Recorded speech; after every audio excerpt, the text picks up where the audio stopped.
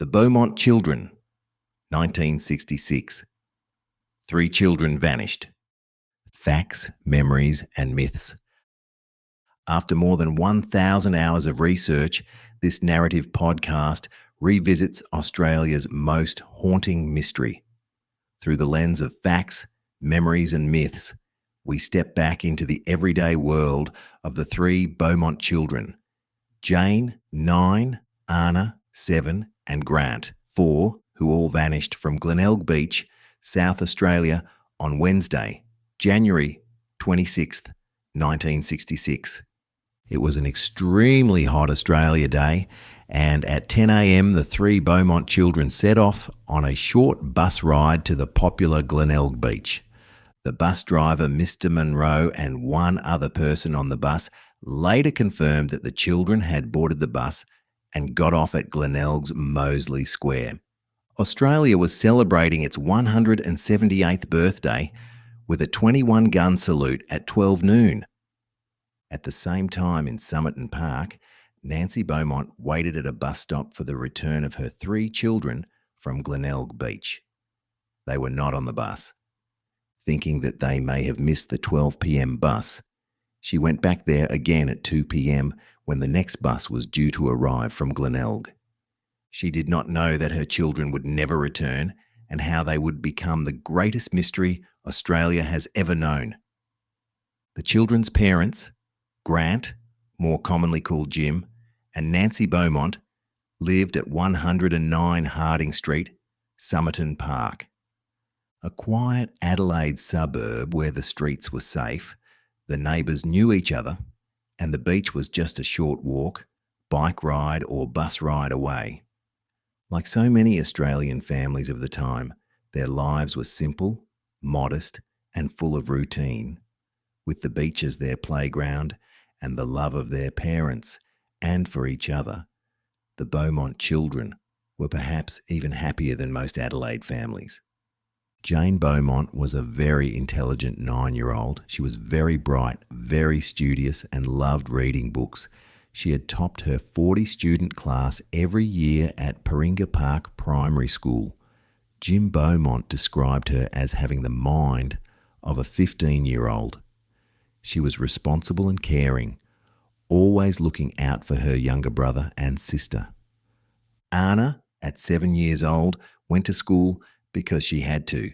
She had a cheeky streak and a love of adventure. She was a great little singer and liked to dress up and live in her own fantasy world. Grant was just 4 but seemed a bit older. He was the baby of the family, curious, playful, and adored by his sisters. Jane and Arnna would ride their 3-wheeler bikes to and from Paringa Park Primary School, just over 2 kilometres away, and spent long summer days at their local beaches, Somerton Park and the Broadway at South Glenelg. A trip to Glenelg Beach itself was more a family affair for the Beaumont children, often just with Jim, as Nancy was not keen on the beach. On January 26, 1966, Glenelg's foreshore was alive with thousands of families, all trying to catch a bit of the cool breeze on an extremely hot summer's day. Glenelg was Adelaide's holiday playground, with its beautiful white sandy beach, crystal blue water, jetty, and fun fairs forming a large entertainment hub along its foreshore. Seasonal carnivals brought extra amusement rides and sideshows to coincided with Australia Day and the summer school holidays. By evening, the foreshore and fun fairs were lit with the glowing strings of lights, transforming the seaside into a carnival ribbon visible from the water. Police would describe the crowds as good-natured, with only minor incidents reported. For many Adelaide families, the Glenelg Fun Fair was the traditional centrepiece of the summer school holidays, a place where the ordinary rituals of sandcastles and swims were joined by the bright spectacle of sideshows and rides. The 1960s in Australia was a time of change, but for children like the Beaumonts, it was still a world of freedom.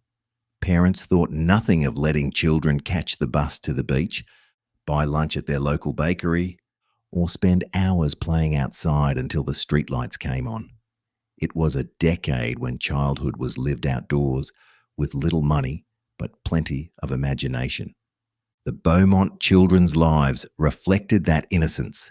They were ordinary kids in an ordinary suburb, growing up in a country that still believed children were safe when left to their own devices. And that is precisely why their disappearance struck such a deep chord.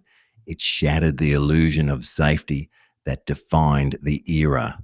The disappearance of the Beaumont children was not just the loss of 3 young lives, it was the collapse of an entire presumption that childhood in Australia was safe, unassailable, and beyond the reach of harm. Children had no smartphones or video games to dictate the pulse of their day, only their imaginations and the wide open world around them. Youngsters would cycle or walk to school and back home again by themselves, with parents knowing that their children knew the simple rule of be home before dark, which softly underscored a universal trust, a promise that the boundaries of freedom would be respected. The Beaumont household had an unusual rhythm, one that rested heavily on Jane's young shoulders. At just 9 years old, she wasn't simply an older sibling, she was a caretaker, a quiet pillar of reliability in a family where trust was placed in her ability to manage things on her own.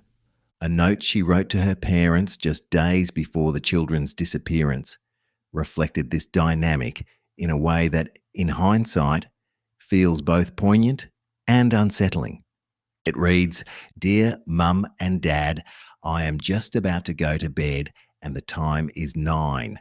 I have put Grant's nappy on, so there is no need to worry about him wetting on the sheet. Grant wanted to sleep in his own bed, so one of you will have to sleep with Arnna. Although you will not find the rooms in very good condition, I hope you will find them as comfortable as we do." Jane then writes, "P.S. I hope you had a very nice time wherever you went. P.P.S. I hope you don't mind me taking your radio into my room, Daddy." This note from Jane was a small act of personal comfort, perhaps an attempt to feel closer to the adults in her life. It was the voice of a child forced into maturity, ensuring her youngest brother was taken care of before heading to bed herself. There was no mention of seeking reassurance or waiting for her parents to return, just a statement of self-sufficiency, as if she had long accepted that responsibility was hers alone. Even in the small details, Jane was managing the household in her parents' absence, thinking ahead about sleeping arrangements in a way many children wouldn't. Jane's words reflected a quiet desire to maintain order, to make things comfortable for her parents on their return home. The casual mention of her phrasing was telling wherever they went. It wasn't a specific acknowledgement of an outing the family had discussed, but a vague, detached remark, as though Jane was not always privy to her parents' plans. The note, written in the innocent scrawl of a child, was meant to be routine, a practical check-in rather than a cry for attention. Yet in retrospect, it speaks volumes about the structure of the Beaumont home. A 9-year-old girl entrusted with the well-being of her siblings, organising their bedtime routine while their parents were elsewhere. It wasn't just a testament to Jane's responsibility, it reflected a household that operated under a quiet distance, where the line between childhood and adulthood had blurred long before that fateful day in January. The parents' absence that night echoed what some living close to the family had observed. Nancy Beaumont, described as a stay-at-home mum in media reports, was rarely home, leaving Jane to fill the gaps. Jim and Nancy kept a very busy social life, but stated how that all changed after the disappearance of their children. They felt that friends and relatives just didn't know what to talk to them about and whether they should bring anything up about the children and their disappearance. Arnna had made a comment to her mother the week before they disappeared that Jane had a boyfriend down at the beach. Not at Glenelg Beach, but down at the beach. At the time, Nancy thought nothing of Arnna's comment. All three children had bikes. Jane and Arnna would often ride down to Somerton Park Beach to a place commonly called the Broadway because it was situated close to their home and had a kiosk and change rooms.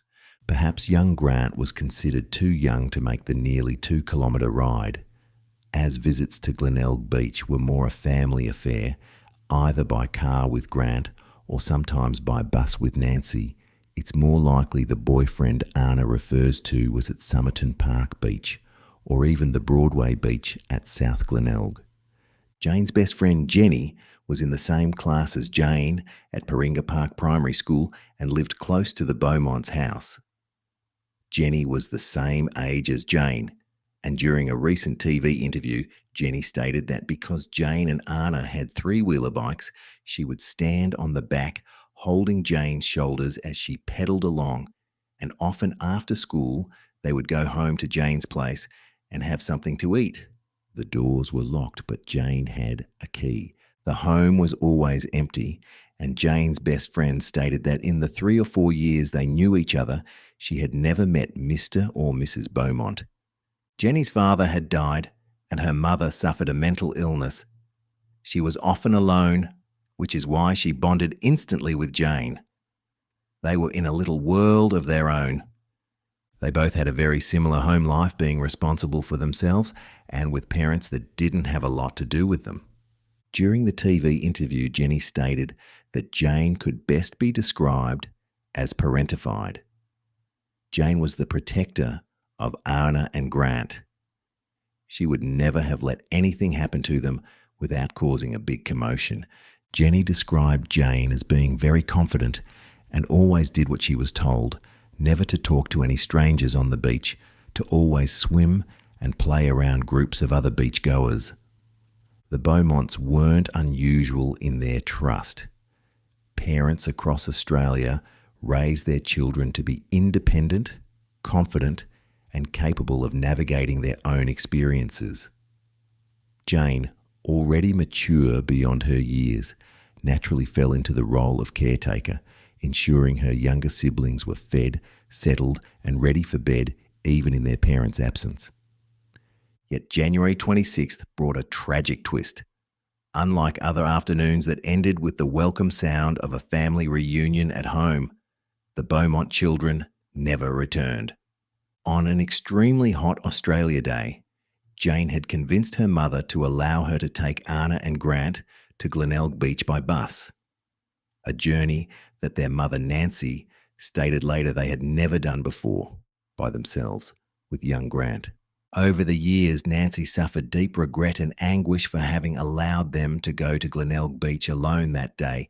She spoke of how she was in the wrong and no one would ever convince her otherwise. Nancy's words, not mine. Jim Beaumont had taken the children to Glenelg on the Monday and stayed with them all day. On the Tuesday before Australia Day, Jim dropped them off at Glenelg Beach on his way to work. Before driving away, Jim sat in his car, watching them for half an hour where the children could not see him. The Tuesday drop-off and the anxious waiting to see if they were okay also confirms that the three children had never gone to Glenelg Beach on their own before. Their mysterious disappearance forced parents to re-examine the delicate balance between encouraging independence and ensuring safety. A turning point that forever changed the collectively held beliefs regarding child supervision in an age that once believed in the simplicity of be home before dark. My next podcast will include research of eyewitness testimonies taken by police after that fatal day. Thank you for listening.